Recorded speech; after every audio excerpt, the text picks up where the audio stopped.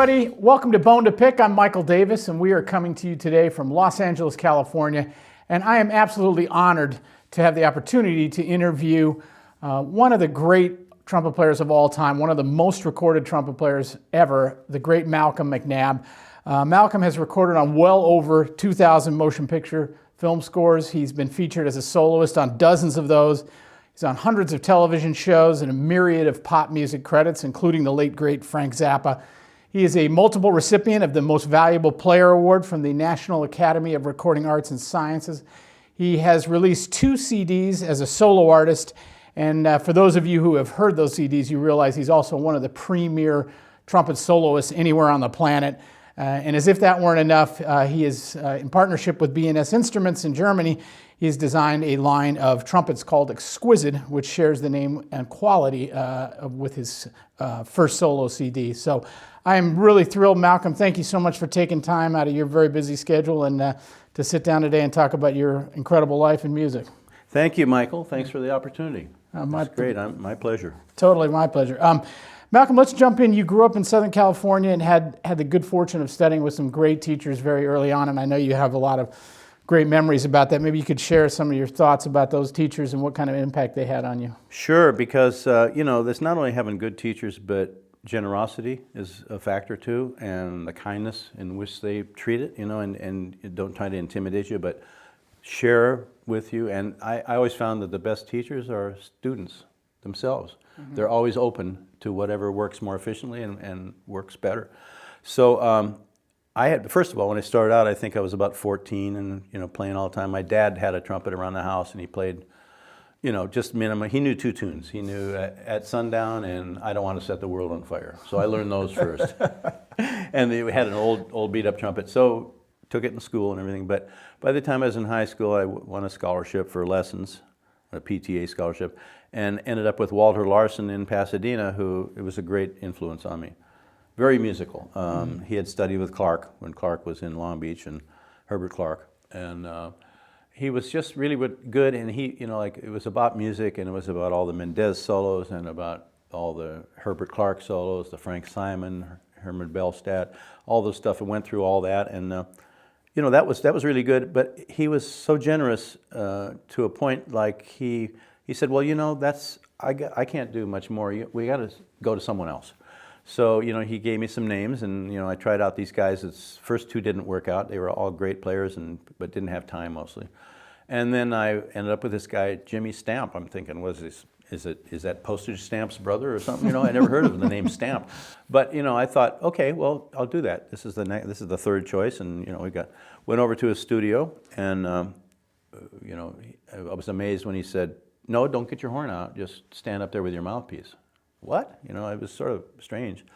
So I did it, and something made me come back, thinking there's something to this, but I don't know what yet. And really, over the years, I realize now more and more, it takes a long time to enjoy all the results and benefits of this, like when you're my age. Mm-hmm. And I realized here was my teacher, Jimmy Stamp, sitting, playing with everyone all day long in an easy chair with his legs crossed and sitting back like there's just nothing to it, playing from pedal C to double C. And I'm thinking, what's up with that? And I realize that now I can't brag about the benefits to people when I'm teaching them what I do.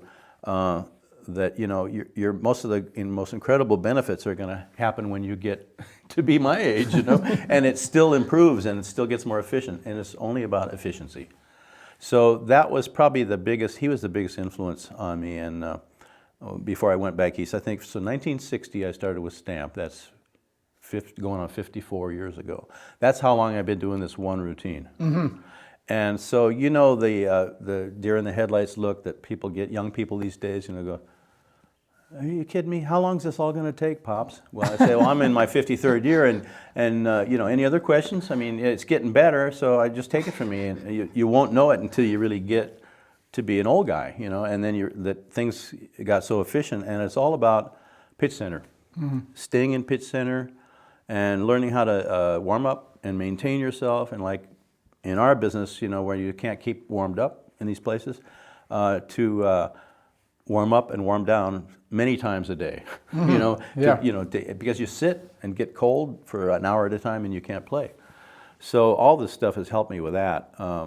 Recovering, how to the morning after the night before. Right. Because more and more trumpet players all over the world are not just doing like symphony or this sort of, but they're doing everything. They'll play in a big band at night, and then next day they got to get up and play a quintet thing, and earth sensitivity and light. And I realized the challenge really is getting the lips back together when you get spread, and that's true with all brass players.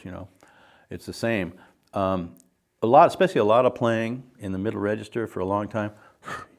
And I experienced probably the best lesson I ever had with Jimmy Stamp was I was doing a show, Napoleon, maybe it was it was Carmen Coppola that did it. It was an old 1927 silent movie that it was 4 hours long. And he had some Beethoven in there and some original music, but it was wall-to-wall music. And we had a pretty strong trumpet section. We had, John Adino, Warren Looning, Bob Finley at one time, and Mike Ortega was another guy. But we did it several runs there at the Shrine Auditorium, and it was like it was really a bloodbath for trumpet for sure. But I found out we used to have TV films sessions that started at 8 a.m. And now how do you get it? The first thing is get them back together in the morning. Trying to attack and get the buzz going. It wasn't happening because they were too spread apart. So I called Jimmy Stamp at night, and I said, I have to get in, but I don't have any time, and I can't get it together. And it was getting pretty emotional with me. I was going, what do I do now? So he says, well, get your horn now on the phone, and it's the best lesson I ever had over a telephone. Put the phone up here, cradling it. He says, okay, now, have you started the tone with an articulation, just the air? I said, well, I haven't tried that yet. Okay, just blow air until it comes out. Take like a second line G and just no tu, pu, ku, anything to start it, but just let the lips start vibrating with the air naturally. Boy, he was right. In 5 minutes, he had them together and back to square one. And then he said, well, play it a long tone. Now, play it, hold it out. Now, put a bend in the beginning of it.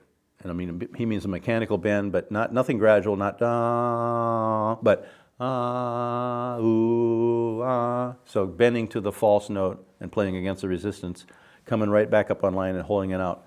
Whew, it started really coming together. Wow. So, and this is true with all brass instruments, because I've taught these, with all multiple instruments in master classes, and I've even done them under a tree in Hungary at this brass camp one time, where they didn't really speak English, but just to illustrate, how to start and how to bring them back together, how to maintain them. And at that point, I realized that's a valuable thing. I'd already had a lot of lessons with Jimmy Stamp, but I realized that got me out of the woods. That was the cure, but maybe it's also the prevention. So then that was incorporated in my routine before I do anything else. Start the lips just vibrating on their own, naturally with the air. And I do that for a couple minutes, and quicker and quicker all the time, it just gets right to the zone. That's so cool. It's so amazing to have that impact from that team, from him. It was one key thing. That's awesome. Hey, let's jump ahead to 1964. You came to New York. You joined the Army and played in the West Point Band, which back then, it's still a great band, but back then I think it was a really exceptional service band. During your time at West Point, you studied with William Vacchiano and John Ware at the New York Philharmonic. That's right, what kind of an impact did they have on you in terms of your playing at that stage? Well, huge, in a different way. The first guy I could get in with was Johnny Ware, and he was such a great musician, so musical. He didn't do a lot of the stuff that Vacchiano did or Stamp or anything like that, but it was more like, say if we're in an excerpt book, or not an excerpt, but an etude book like Charlier or something, he would play it, and then you'd play it, you'd learn from it. Sort of like when I took 2 lessons with Doc Schutzer. Couldn't understand, he couldn't speak English, I couldn't speak Russian or German, so it was more like just, sign language and, play this way, and he would play, and it was phrasing. It was about phrasing and music, But in Jimmy Stamp, it was stuff you could hang your hat on. In other words, it was like tangible. You knew what to do. There was the mechanical part of it. It took care of itself if you just did it. It wasn't like a odd, mysterious concept or something. It was like, play it with me, and we'd stay pitch center to pitch center. And as far as they called it, square corners, so not, when you do a slur, da, da, coming off the bottom of the note on the way down puts you out of focus. And conversely, same thing, slurring up. Or articulation, it's like the placement of the note center. So start thinking about the most important thing is the note you're leaving from and how you leave it to wind up in the right place. And so when you start playing in pitch center all the time, the architecture of the overtones system is such that, oh boy, when you start getting in the middle of these notes and immediately from middle of one to the middle of the next, things start getting easier. Pitch, endurance, everything, you realize, hey, yeah, that feels good, And the end result is, from pedal C up to the double C or, in that area, can be all approached from one spot, from the same spot. And it's all right there. And instead of that seeming like from here to here, it's enormous from low to high, it feels like it's right on a shelf right here, and it's accessible because it's more like about the corners and just developing. This is your endurance here, these muscles, And if you think that you're going to get more endurance by pounding harder right here, you're not. Other things happen. This is really delicate here. So you realize that, you want to take the burden off of this and transfer it to this. And having said that, don't keep doing that when it hurts as you're developing it, And like Rafael Mendez, who is, we got to know through Yuan, really spent some time with him. It's like that same thing, He said, yes, I could practice 12 to 16 hours a day sometimes, but if what I was playing took a minute, I rested a minute. But it would go on all day that way until, Yuan and he were, and Ralph Mendez were in at MGM together for 3 or 4 years, actually, when Yuan first got there. And a lot of times his wife, Amor, a really nice lady, would call Yuan really late at night, says, can you talk to your friend? He won't stop. He's in his pajamas and robe, and he's still practicing the same measures he was practicing in the morning, and it's like almost midnight. And can you talk to him? He said, well, I don't know. He's, and that's the way he was, it's amazing. But to have the stamina, there's a few guys that have that stamina, and can do that. I'm not going to mention names, but, people that are maybe, if they weren't doing that, they'd wash their hands 100 times a day. It's a little bit obsessive, Yep. But, and I never really put more time in than 2 hours a day, really in my whole career. But I was playing so much and going from job to job that you really, you're sort of in the zone all the time. That's why it's hard to do once in a while. Yeah. If you can go a month through between jobs. If you're not practicing every day, you can't sit in a first trumpet chair not knowing what's going to come in. Sure, sure. Malcolm, in 1969, then you came back to Los Angeles. Yeah. And you would start what has become one of the most prolific and successful recording careers of all time. Can you talk about your feelings at that time when you got back to LA and just kind of getting your bearings? And I assume you started getting studio work right away and were not right away, really. Not right away. I came back because Mommy and Daddy, they had a house, and I was out of work. Actually, after West Point, I went up to Maine. I was in this young audience quintet. Actually, we spent the year traveling around doing concerts for young audiences, Title III project, up in Bangor, Maine. And then that sort of fell through after that year, and then I just came back home and lived with Mom and Dad, and I think it was the first couple, 2-3 years, maybe I got a couple Glendale Symphony concerts, local community orchestras on third trumpet. And, so the nice thing about a place like LA, there's this crossover. The same people that are doing the casuals are involved in studio work. So you have to wait until someone, a lot of times people say you got to wait for someone to die, but no, really, someone doesn't show up or someone gets busy. Who can we get? Everyone's busy. Well, we work with this guy on some little gig, and maybe you should try him. So then you get your chance, and then, the thing about that is you're sort of really on the spot if you're the new guy, because everyone in that room is sort of, who's that, and they're listening a little carefully. So it's important that, you don't come in and say you're a jazz specialist and sitting in front of the orchestra in a solo chair playing something legit, or vice versa. If I got plugged into a jazz job, they think, who's that putz? Gee, he's setting it back years. But no, you have to realize that you have to be in the right spot for you, and know how to pass it or know how to get, and it's teamwork really. That's what I found out over the years. The best things happen when you got a section of trumpet players and everyone does something, and if it's Chuck Finley, Warren Looning, the guys that you're around, hey, if I'm playing first, it's in my book, and hey, he does it better, he does it for breakfast. Let's get in and get out of here and get in tune and go home or to go to the next job, and let's just get it done, whoever does it. And to sit there and struggle on some kind of lead part when I got a lead trumpet player sitting here that can just do it easily, efficiently. So it's like that cooperation, just everyone knows what they do, and you don't want to get caught like, hey, I can do everything, and get out there and step on it, So those are things to learn, and getting along with the guys. Those are your colleagues that you can't, no matter how good a player is, you come in with an attitude and start cutting people out, get too aggressive, that makes a difference,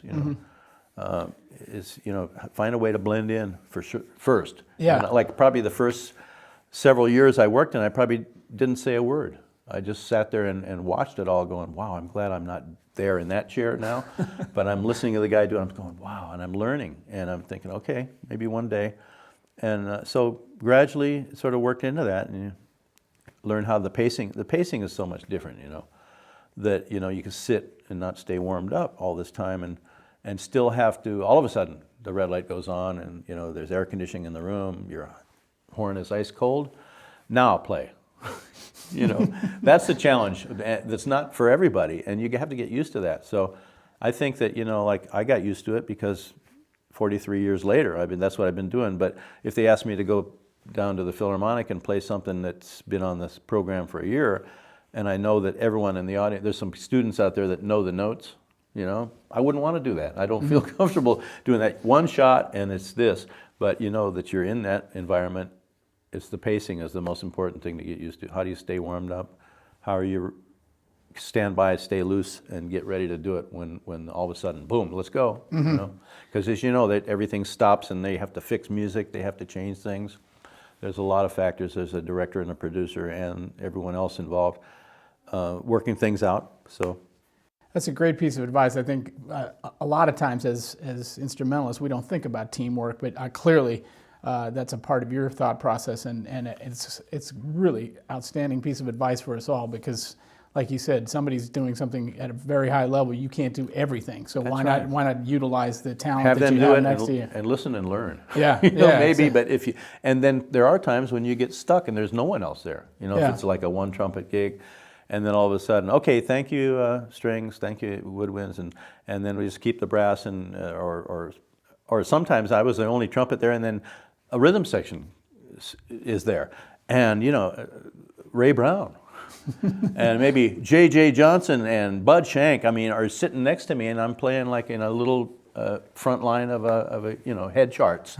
I'm going, oh, there's no boy. Sometimes you get caught in that, and then the contract is up to the contractor. And I remember doing that one time on something that was, I'm thinking, nothing in the book, all tacit sheets, and I'm laying on a couch, and all of a sudden I hear a trumpet, and wake up. Run over between some baffles, and all I'm seeing, no one except this baffles that I'm in, and there's no music in it. And the red light's on, and the composer, whoever that was like, it's coming up. He's getting ready to take the cue. The red light's on. They're going to record trumpet. Miles, cool. Boom. I'm going, Miles who? Herrmann mute, whatever, and I played some dumb stuff, I'm thinking, oh God, I hope no one ever, I hope they don't use it, I hope they don't hear it. And then a week later, the same contractor calls you for something like that, and it's all faking. And guys like that, like Bud Shank, are with you, and it's intimidating. It happens sometimes. It's typecasting and stuff like that. I've been actually on a gig in a recording studio where it was faking behind a singer, and the contractor really had messed up. He had me on the wrong job, and meanwhile, over at the studio in Hollywood, there was a movie lot. There was a guy that's a jazz player trying to play a legit thing. So like we just, after about an hour into the date, we changed places. It was about a 15-mile trip. But well, yeah, you go over there, and now you go over there. Okay. So it's a call of them. So there's things that can come up all the time that you're not comfortable with, and styles. so much these days that I'm not sure some of the people doing it. I mean, have you listened to the 20s, the 30s, the 40s? Do you know what kind of mutes they play, how they phrase or stuff like that? I've always tried to listen to the old bands and you know, like when it's a period thing, you know, or like, okay, this is modern times, but it's a hotel in New York. It's Lester Lannon. Who? You know, Right. It's corny, Right. different kind of vibrato. And I've heard even like sax players be on something that says, "Oh yeah, it's no," and they're playing rock and roll style, you know, and they say, "No, it's Society. It's New York Society. It's a corny band, you know." It says, "Okay, gotcha," you know. No, it's got to be that sweet vibrato, be, Guy yeah. Lombardo style, Yeah. you know. But it's all these things that people should know, you know, if they're going to be in that situation, because all the music that's in a film, the background they call source music, in a restaurant, radio, elevator, muzak, opera, mariachi in a Mexican restaurant. I mean, that's all those same people at the end of the date when they let everyone else go. Okay, now we're going to do this thing, and you got to be mariachi. You know? Well, we've heard it, and we try it, you know. Your ability to listen is obviously a huge part of your success, because that's even talking about being in that jazz context. The fact that you've always listened your whole life, you're going to get through it because you come from that musical perspective. I've listened a lot. I just not enough experience doing it all. But you know, then at least you got a little heads up on, you know, that it should be a certain way, and then you can rely on other people too. Luckily, but you know, I've learned from other people on style that were actually there. You know. Yeah. Malcolm, one of the things that's always impressed me and inspired all of us as brass players is the level of virtuosity you bring to the solos that you've played on film scores. And we were talking before the interview, many times you're not credited, although we all kind of find out. But can you talk about this aspect of playing? I mean, some of the more well-known solo film scores you've done, Dances with Wolves, Independence Day, Air Force One. My personal favorite is your work on L.A. Confidential. Was amazing to me. That's got to be one of the most demanding and pressurized situations, I would think. Can you talk about how you approach that and just what that whole experience is like when you're placed in that situation? Yeah, it can be pretty, you know, nervous sometimes when you think about it. It's all up to you and you're playing alone. And probably the worst one is not being able to stay warm up and like at the end of a long cue or like a segment of music. There's a little trumpet solo that comes in. It's not high, it's not necessarily, but it's like you have been sitting a long time and you want to come in on it, and if you fluff, you know, then they got to go all the way back. And so you got people sitting in front of you looking pretty bored, you know, like violas and stuff like that, and then, you know, you might be playing something over and over and you always got it, and then the next time you miss the note or an octave slur or something like that, and they turn around with this dirty look. How could you do that? You know, I mean, we want to go home, you know, I mean, and so that's added pressure too, you know. But I just think in terms of all my, the basics of tone production, and okay, make sure there's an articulation there, stay in the middle of that note before you go to that note, and that's all happening under a phrase. And you got to think that maybe there's a way that somehow the music's going to come through naturally, but I'm thinking mechanically. Not taking chances, playing safe, you know, okay, make sure you put enough into it and you don't want to, you know, fluff it. So, you know, those things are like that. But of course, if you're doing solo things where, you know, you're doing it for a long time, you sort of, you know, you're warmed up to it, and and then the endurance is the other thing that might come up, you know, how many times you're going to do it. We did a title with Dennis McCarthy and one of the Star Trek things called, what was the name of it? Not the Next Generation, Star Trek, Deep Space Nine. It was one of the spin-offs there. And originally I played the solo. They did it again. Another guy played it, so different ones are rerun all the time. But I think I have to play it about 50 times in a morning.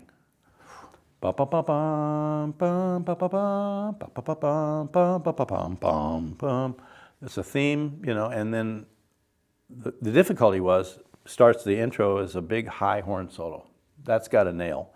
Now trumpet comes in and plays for like 16 bars, going up to high C concerts. Dum, bum, bum, bum, bum, bum. And so, you know, over and over, and the challenge becomes not music, hitting the notes. Yeah. They're going over and over and over. It's like take 30 something now, and you know, sitting there, and then sort of I finally scratched something, and then of course the orchestra went, You know? Yeah, you know. They wanted me to miss it. You know? Finally missed it. And so that's how it went down. And then at the end of that, 4 trumpets had to play that same thing in unison. And then so it had to be one take that had no clams. And it was pretty. And then you better hope that it's going to be good, because these things rerun. You know, people in the old days didn't think about syndication, or these things are going to come back to bite you. You know, and there's a few, and I'm not going to say what they are, but you know, you'd be falling asleep to the television, and then all of a sudden you hear dun dun dun dun, and go, that was me. Oh my God, that got through. They didn't read. Oh boy, they chose the wrong take. I'm not going to tell anyone. Especially at the pyramid with the brass, boom, boom, boom, boom, yeah, you know. Well, I think where you're concerned, those moments are few and far between. We hope, yeah, we can always hope so, you know. But you know, it's the averages out. But you know, that's only one element. Being prepared, being able to handle it. It's a very social thing. There's a lot of schmoozing that goes on, as you know, people. Everyone's running their own game, trying to get into it, and I understand that, you know. But I was sort of one that just, and I didn't promote myself too much, and of course I didn't have any solo CDs out for years and years until recent years, you know. So it was like, you know, I had to go in and just do the best I could and hope it worked out. But you know, after a while you get a little more confidence in that thing, and you're glad that you're not in another kind of work, that you're at least used to the pacing, because you know, it can be very nervous sometimes. And I'm sort of glad, you know, in a way that there's not a lot of it anymore. And I'm on to other things. And you know, in this stage of my career, I sit in my studio and I'm going, oh, shouldn't I be someplace today? Well, it's not happening anymore. But I realize also, I don't have 12-hour days.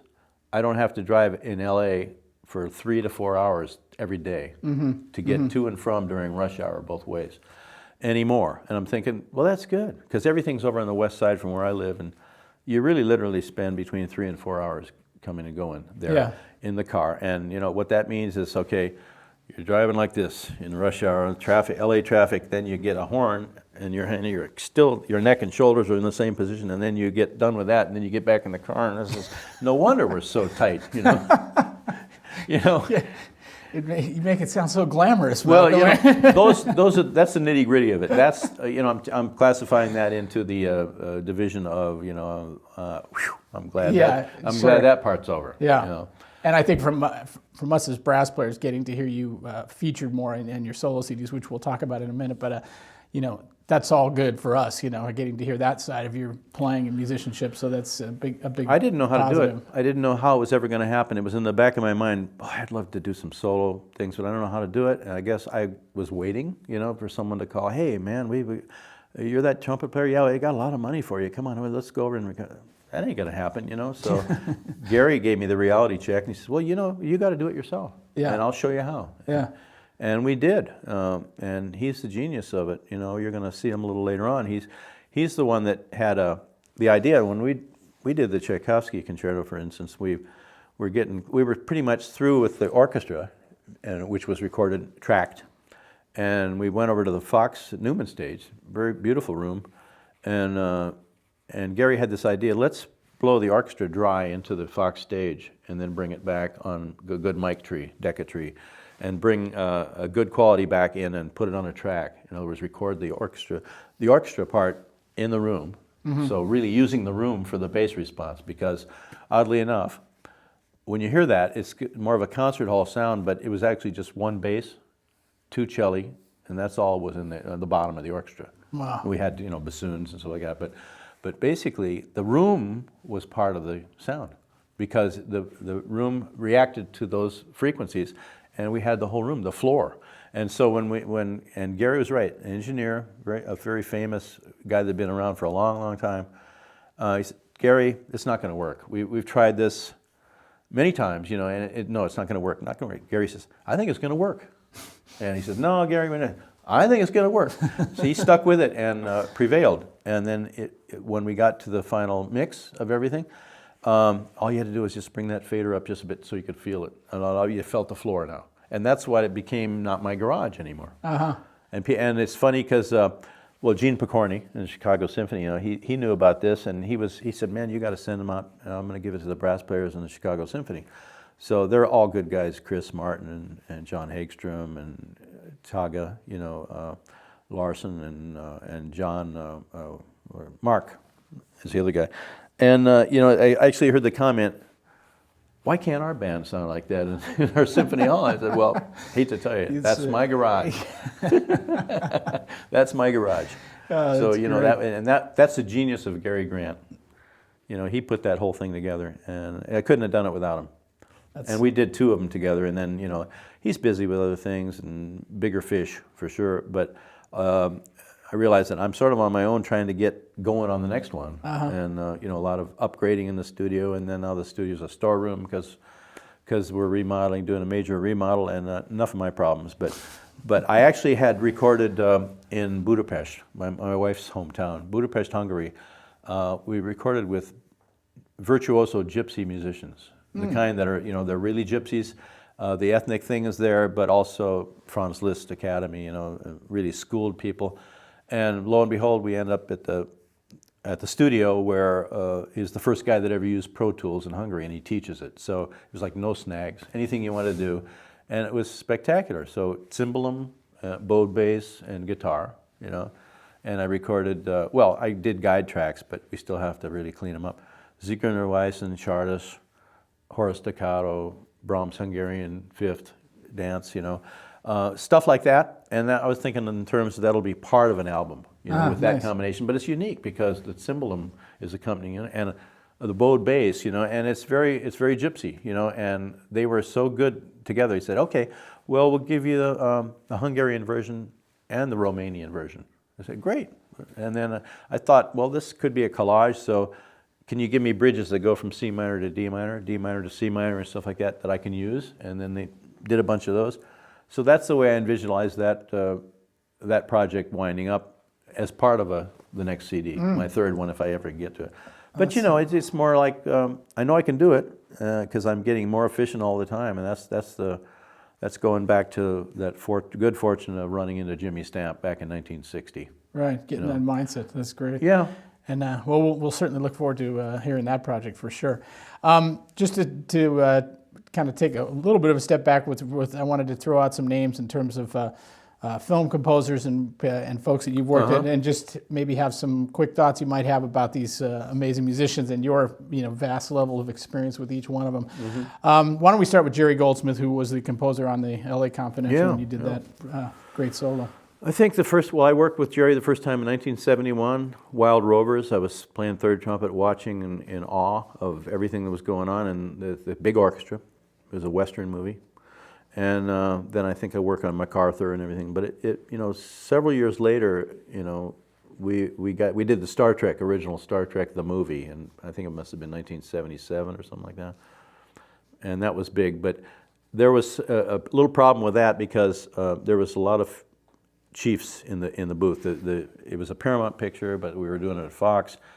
And we had a new music supervisor that was 20-something and didn't understand things. He hated us. We all got fired anyways from Jerry. And Jerry walked off the picture. Coming back from lunch at Fox one time, threw the baton down, let's go home. That's it. He was hearing too much in the headphones from the booth, And so when they came back, it didn't include us. We didn't get it. And because the guy was telling them, this guitar player was in there and he's saying, "Oh, these guys aren't like the New York guys. You need legit guys. Let's get the guys from the symphony." So they weren't available, so they end up getting the students that play backstage, the extra players.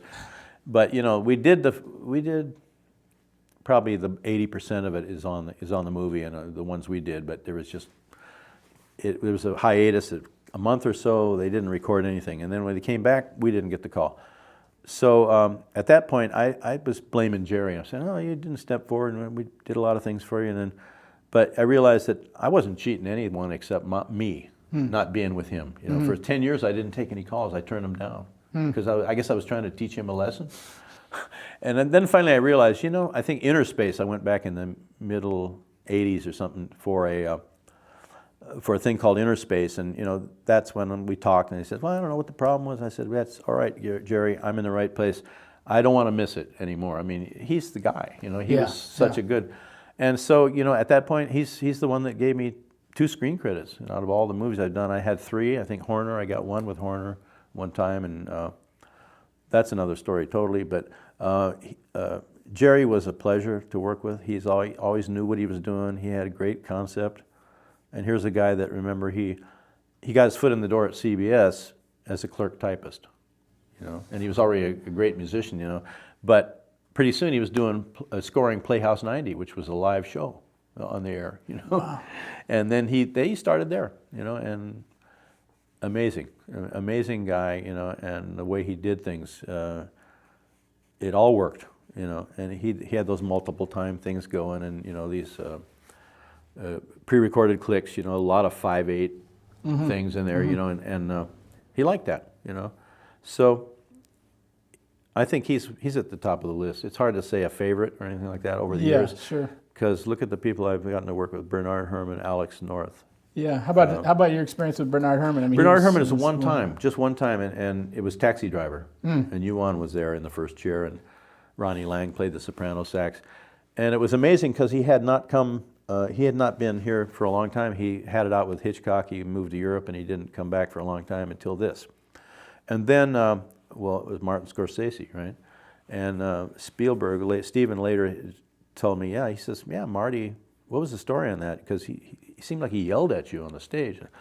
He said, yeah, Marty called, and he says, yeah, your idol's over at Warner's. You know, you should go over there. Bernard Herrmann. He says, because Steven, now we were talking to him, when he was 9 years old, he was a clarinet player, but his first dream was to be a movie composer before a director. Oh, is that right? Yeah. Wow. Yeah, and he played clarinet. Matter of fact, he played clarinet on Jaws, and so did John played trombone. Yeah, remember the town band on the island, you know, there was a place where there's a parade going on, and you hear this background of sort of amateur musicians. They got the you know, the instrumental out of the attic, and just for the parade once a year.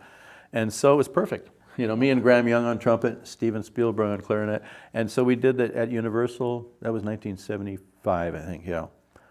But I don't know how I got off on that. Oh yeah, it was about Scorsese. He went over there, and Bernard Herrmann took a break.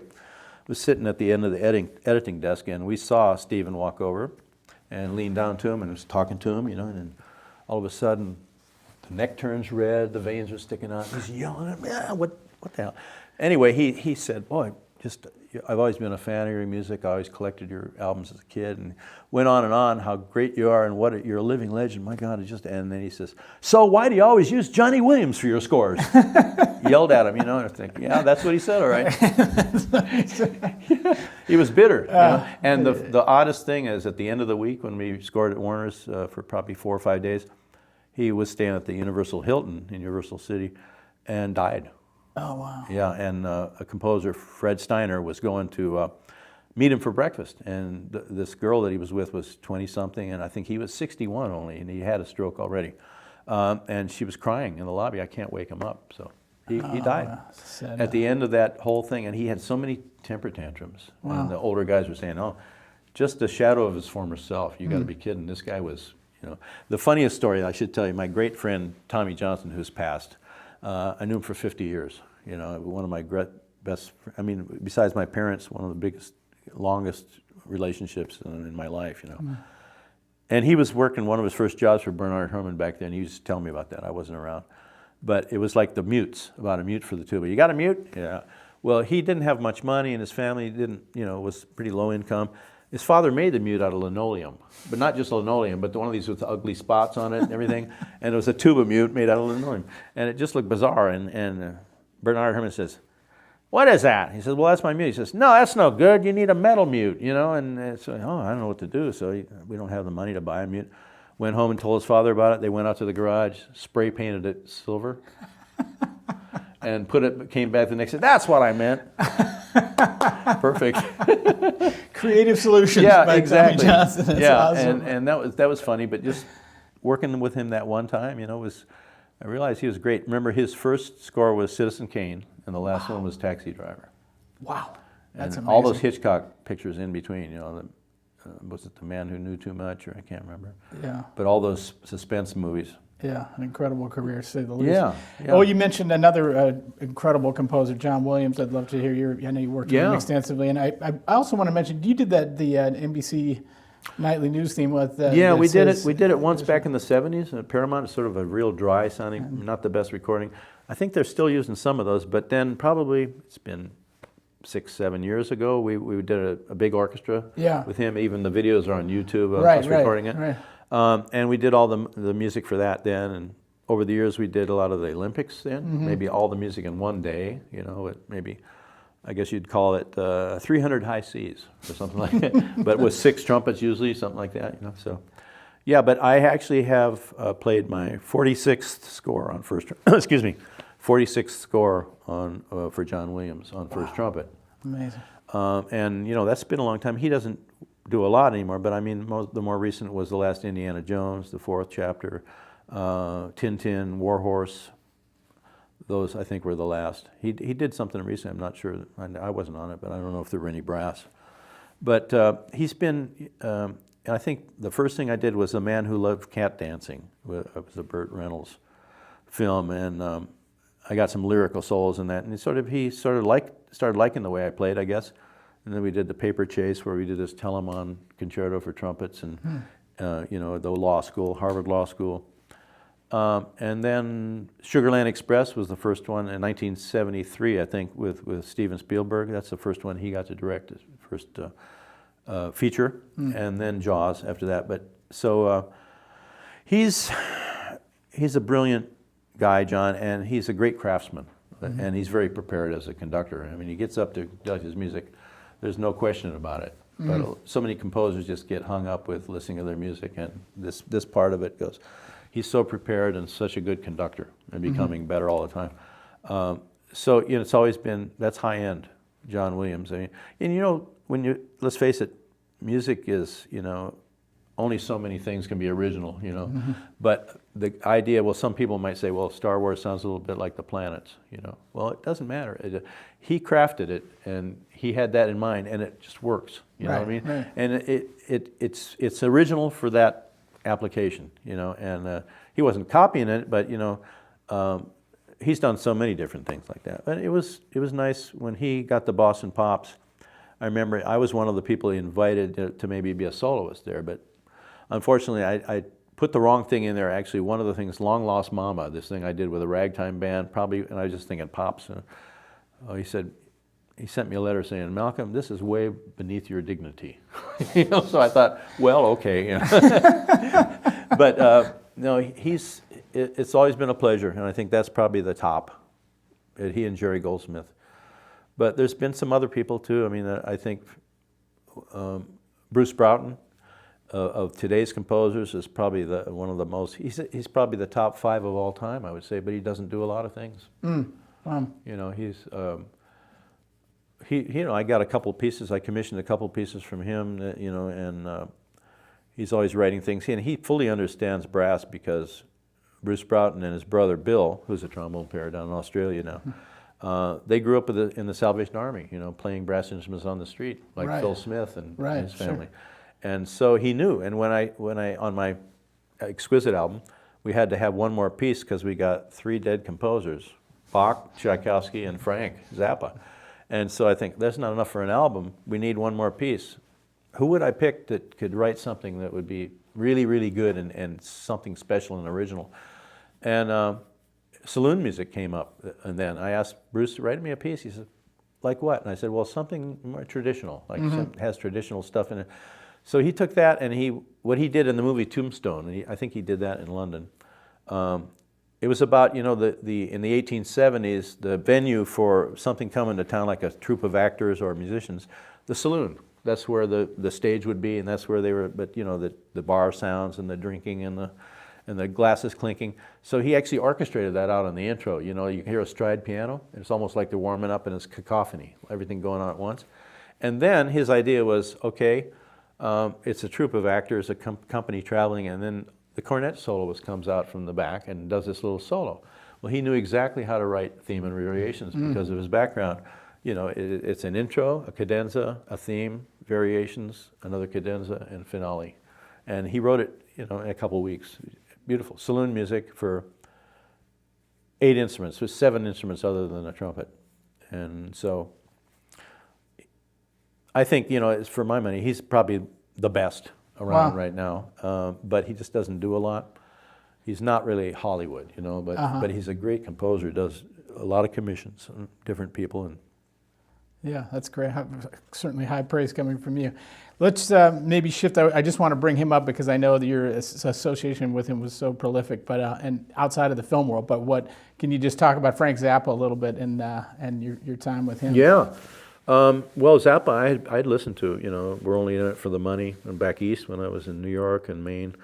And I think sometime around 1971 or something, I got a call from Kenny Schroyer, bass trombone player. You know Kenny, Sure. he's quite a character. We just did actually a big panel discussion on West Side Story. There's about 8 guys left that were on the 1961 score, and we went in with David Newman, and I did a video, had nice. a couple cameras, and we're still have to output it.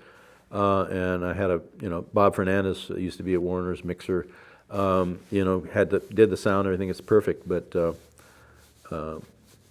Kenny was there, and you know, it's a kick.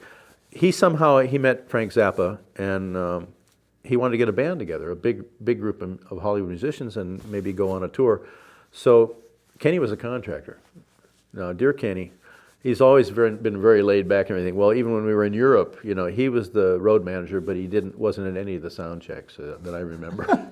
You know, My kind of road manager. yeah. And he had a very unique, warm sound on the bass trombone too. Just one of the top guys. You know, of course, George Roberts was around, so he was the other guy then. You know, and about Kenny, he the funny thing about him is he came off the road with Kenton, and he was probably all of 18 or 19, and he gets a call from Al Lappin, the contractor at NBC, who was doing all the shows there. And he says, "Well, we want you to come in the NBC orchestra, you know." And a long pause, and Kenny says something like, "Well, I'd have to hear the band first." Wow, this guy's got quite a head on him. You know, no, he thought maybe I'm not good enough, you know, because his experience was a little limited, I guess. But you know, he went to work, and anyway, back to Zappa. Kenny Schroyer called me, and so I got over there, and we started doing these rehearsals with Frank Zappa, and pretty soon we're going to go on the road. I know because it was, my daughter she was just a year old, and so it was 72. The Grand Wazoo it was, and we went over with, I think, a 19-piece orchestra. And we had a concert, let's see, we were in London, Berlin. It was just a few things, but it was 2 weeks long, and then we came back. We ended at the Felt Forum in New York, and then a concert at the Hollywood Bowl. So it was an orchestra that was put together that know that it's only going to exist for 2 weeks. Wow. And that was the end of it. But it's recorded and everything. But at that point, you know, there were a lot of people. Howard Johnson was rehearsing with us, and we thought he might go on the road with us. I don't want to tell the story about Frank had this, you know, he's got such an imagination. He wrote a whole opera for Howard. That's another story. We'll talk about that one. Yeah, we'll talk about that one. But he was a challenging guy. I mean, you know, the stuff he wrote, and the Fowler brothers, Bruce Fowler, big deal, and he's the one that really orchestrated the Bebop Tango when we did it on there. The piece that Frank wrote for me. It's funny because after we played a couple times together, I think it was after the Grand Wazoo tour, we had a 10-piece group with 5 brass called the Petite Wazoo, and we went out and we did run-outs on weekends, and we never went to Europe, but we went a lot of places in this country, and so I was on the road with them, you know, not constantly, but, you know, weekends we went out, and then it sort of I was realizing I wasn't getting really established in town. If I'm gone, I'm going to miss out. So I think I just told him, you know, I got to do it. I got a young daughter, and I'm missing all of it. So, but it was great because, I mean, Bruce says, even it's out on YouTube someplace, he's rehearsing the Bebop Tango with his brother Tom, bass player. And he says, you know, I remember Frank telling me one thing. There's this guy named Malcolm McNab. He says he's the only one that could play my music correctly. I thought that's great, you know. And then when I got a call from him to come up to his house, you know, come on up. He had something I want to check out. So he wrote the Bebop Tango. He had it written on his guitar, and he said, "Can you play this?" And I said, "Oh my, I hope so. I don't know. Bring your D trumpet." So you know, I did, and ended up playing it on the road. So actually, when they just released this thing called Imaginary Diseases. You know, actually the 2 albums from the 70s, and the Grand Wazoo was called Live in Boston, I think, was it? Was that right? Yeah.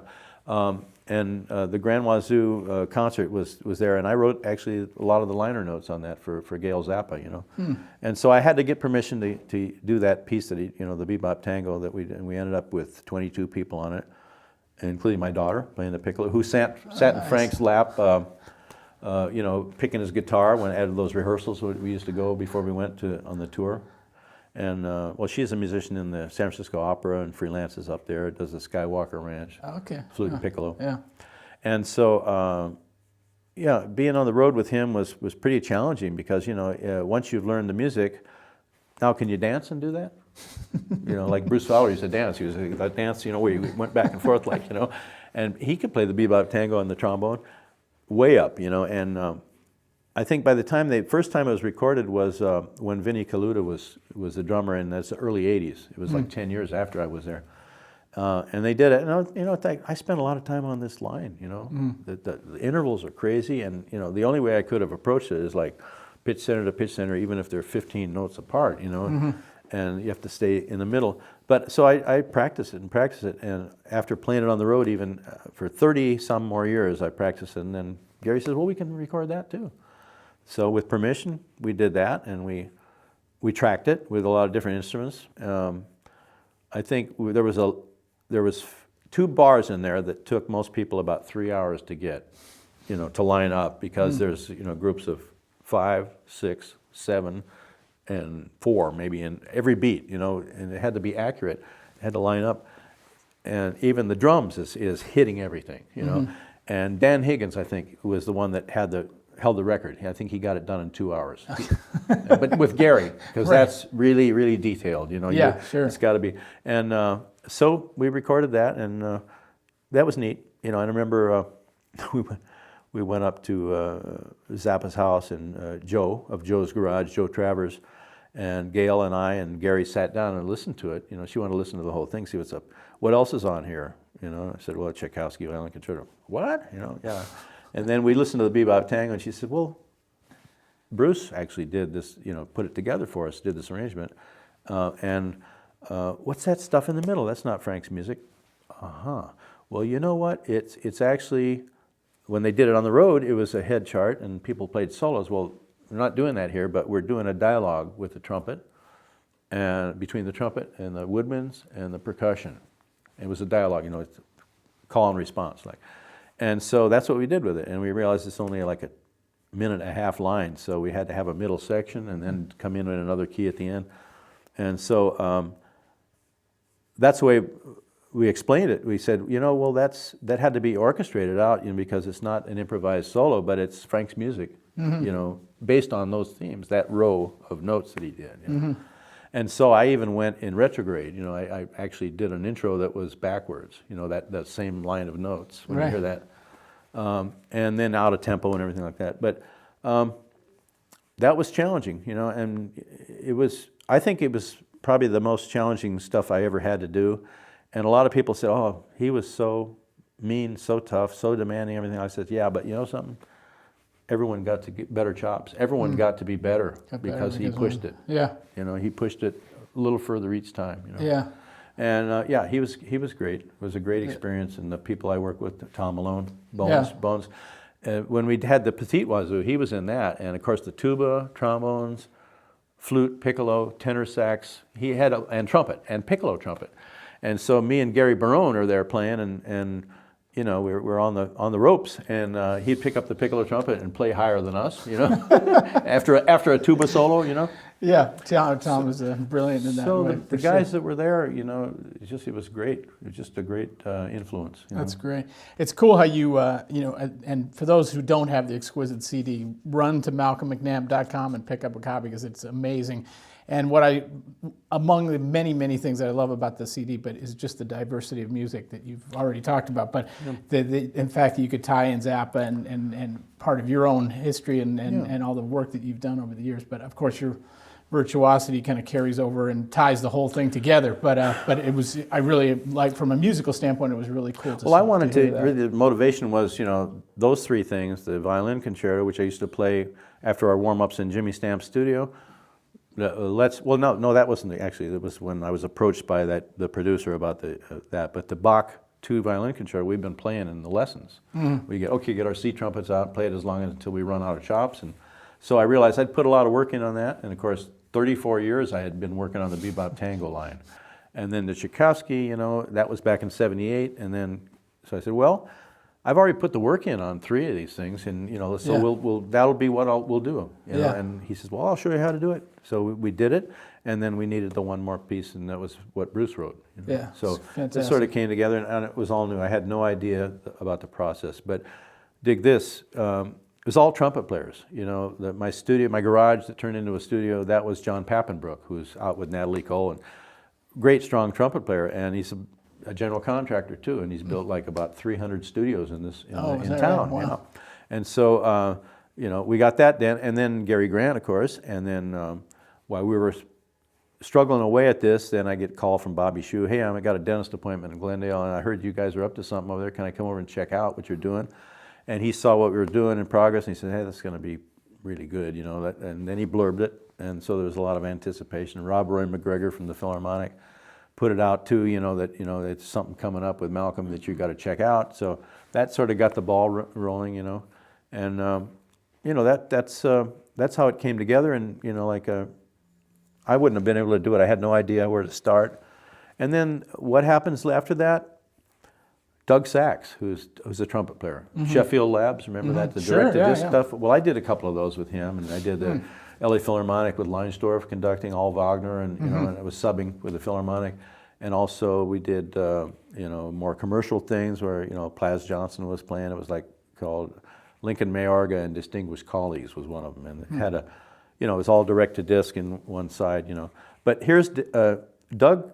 He contacts me and he says, hey, I heard you're doing this thing, and I've always been a fan of yours. Let's make sure that you get this thing mastered and replicated correctly, because that makes or break everything. Yeah, sure. And so he's actually a Grammy-winning mastering engineer. He's been doing it over 50 years. He's one of the main cats, and Producer's Studio, I think it's called, or something like that.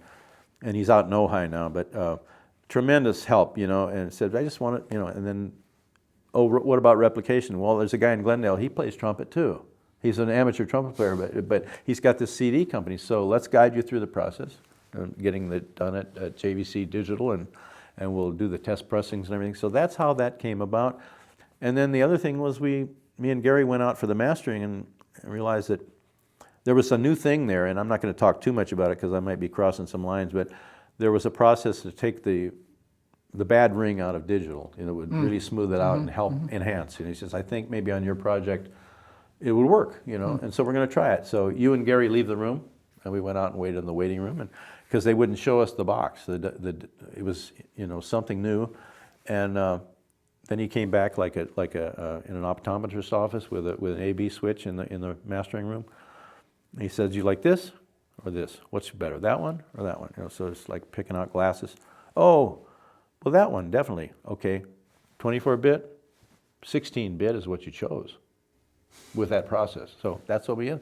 And then, then we had to go through the test pressings thing. And it was just like all trumpet guys surrounded me and helped me through this. It couldn't have happened otherwise. I had no idea where to start or how to finish it. And that's how that all happened. That really did. And then I made the other one, and that was just with piano. And probably the major criticism is sonically that it's not the same. It's not orchestral as such, just a piano backing up, so it's maybe doesn't have the same color and warmth that the first one achieved. But it's music, and it's just more violin thefts. I'm in there stealing violin music because I realize there's a whole bunch of stuff here, and I'm not going to waste time doing things that have been done to death. Another Haydn or Hummel or a Hindemith sonata or anything like that. It's all overdone. There's plenty of those around already, and I couldn't top them. But something different is got to be it. So I discovered Wieniawski, and I thought, hey, I think I was riding along and I was listening to the radio and I heard Vingerov play this Wieniawski Polonaise. That's trumpetistic. Yeah. But I don't like the key it's in. It's going to be in 5 sharps, but okay, we'll carve it. And that's what we did. And had the opportunity to find a pianist. Well, who can we do? But you know something? It's got to be a big pianist, but I don't have a space to record a concert grand. You know, you need a big space for that. Well, what about a sample? So, folks, I'm telling you now, this is the truth. It's not a real piano. Yeah. It's a real pianist. Ike August was Heifetz's assistant and accompanist for the last 15 years of his life. Great influence. Also, she plays violin equally well as piano. Wow. And she lectures in St. Petersburg, Russia, Juilliard, different places on the art of accompaniment. And she's really, really good at that. So, like she suggested pieces. She told me some smaller pieces that Heifetz would use as like sorbets and recital, a little bit of Debussy, a little bit of, you know, a couple of small pieces, but then the technical ones. So that was a lot to carve, those pieces, you know, and the keys they were in, many, many sharps, you know. Yeah. So together, me and Gary Grant, you know, double M and double G, went in there and worked our fingers to the bone. Yeah, well, that's and got it cranked. Certainly a match made in heaven. You guys, it's a great musical combination. I love Gary. He's such a incredible genius. He really is. Yeah, Malcolm. As we kind of wind down here, I want to make sure to mention your great partnership with B&S Musical Instruments and these great trumpets that you guys have designed and put out. So maybe you could just talk to us a little bit about the Exquisite line of trumpets and how that came to pass and where that's at. Well, you know, I was one of my best friends is Vince DeRosa, the great French horn player, and you know he doesn't live that far from me, and he told me, well, there's this thing happening this Sunday over at all the horns are going to come try these Hoyer horns. So I went over to his house thinking it would be a happening, you know, maybe take some video of it, and these guys walking around playing these horns, and I did this for 2 or 3 years actually, and I got to know these German guys that were in town that were part of the design of this Hoyer French horn. And they really were staying downtown LA, so they needed a ride. So, Malcolm, could you give them a ride? So I gave them a ride a couple of years in a row, actually. You know, I was just there and they didn't know too much about me. You know, friendly guy, and yeah, I'll take you down there. So I did, and then he got through, I think 5 years they worked on the Hoyer French horn, Vince DeRosa and Mike Bloom, and they developed this great French horn. And then he asked Vince, he says, you know, we're thinking about a trumpet to out New York, the New York Bach, you know, going back to that sense. And he says, now who plays trumpet that we might talk to about it, you know, in the same kind of thing that you guys did? He says, well, what about Malcolm? And there was a little pause, and he said, you mean the driver? The driver, he plays trumpet? Yeah, he plays trumpet. So that's how that all started with Gerhard Meinl. Then the next thing you know, I'm over in Bavaria, you know, playing. And what we really started, we started with my New York Bachs, you know, and what the old man made and how he knew about it. And they're medium bore trumpets. And I was thinking, well, I noticed in your catalog you have 11 B-flat trumpets already, but we don't have a medium bore. Oh, okay. So we'll put that in there too. And I realized that, you know, starting with that great design that Vincent Bach did, and including the French bead. The French bead that he put on the horn, especially in the 20s and 30s, it was flat and a little wider. And that is really the secret to, and the way they make instruments in the old style of you know, hand pounding them and everything, and they're not stamped out. There's a ring to it. There's the overtones are there. And so that's how we started, and, you know, we worked on it on B flat, C, and E flat. Those are my main horns. And then we went on to Budapest, my wife's hometown, and spent some time there, and came back, and they had some prototypes out, you know, and yay or nay, a few little modifications, and that's what it was based on. Then the horns came out, and they've been selling around the world, you know. You know, and the whole idea is convincing a lot of players, because they're playing really big horns, that it's not necessarily about a big horn. You know, the mouthpiece can be bigger, but it's got to be a combination of the right mouthpiece and the right front end, the lead pipe and everything like that. But I like the idea. My teacher, Vacchiano, always played medium bore trumpets, but a huge mouthpiece. So that was the right balance. And I think in general, you know, if you're playing a huge bore trumpet over 460 or something like that, 462, something like that, a lot of times for a lead job, you know, you want a more compact, a smaller mouthpiece for that matching up, and so to produce efficiently a big sound, you know. So I went over there and got those. When we came back, we had them and pretty much nailed. I should say there's a guy named Kleinschmidt, what the heck's his first name? Ferdinand Kleinschmidt, who's a tuba player, who works with Gerhard for like 25 years plus. Okay. He tools. He's the one that designs the tools for every new instrument, and it was like always I'm in this room where they mostly do tubas, you know, and all the tubas were developed in there, playing the horn, and he would go through the factory door, and then he would come back in 15, 20 minutes. And if it wasn't nailed already, it was in the right direction, one more step at a time, you know, then it was there, exactly what maybe a tight place and that it felt to me, you know, and these horns were like just an improvement on what I'd already collected. And I'm going, yeah, that's great. And then when I found out how their quality control and how consistent they were in that factory and the way their attitude about making instruments, I think we've accomplished something really good. And I thought, you know, that's great. And the best thing is I can pick up any of them any place, and they're going to feel the same. Yeah, that's amazing. Well, congratulations on that. I know the trumpet world is thrilled that you put the effort and energy into that. It's good stuff. Well, I just, like I was going to say, that a lot of trumpet players that play bigger instruments, they go, well, and they've tried them in different places, and they go, well, right, the first thing is, oh, it feels stuffy, or it's like feels, back off a little bit, go with the resistance, you know, you might want a little fuller mouthpiece, bigger, you know, but a medium bore doesn't necessarily have to be small, feel small, or sound small. Right. It's more like the combination of the components. It's good that carries over to all brass too. All Certainly brass, absolutely. Yeah, for sure. Yeah. Malcolm, well, I just had one more question for you, and again, thank you for spending the time here today, and it's been just great insight hearing all your, both your stories and your experiences, but also your knowledge and insight into brass playing and studio work and everything. With that in mind, and you know, obviously the business has changed dramatically for everybody. What, if you had one piece of advice to offer a outstanding young trumpet player out there who's thinking of trying to become the next Malcolm McNab, what would that be if you kind of had to pare it down? Well, besides learning the instrument, I just think that, you know, you have to gain exposure to all kinds of music, all genre, and determination is a big factor that people don't think about, you know, and there's been many people that maybe they came from back, whoa, they didn't used to play like that. All of a sudden, you know, everyone's got a different rate of developing, and some, you know, like a guy that's just sort of a so-so player, all of a sudden didn't have any high range. 6 years later, he's playing them, and they're big as a house, you know, there's people like that.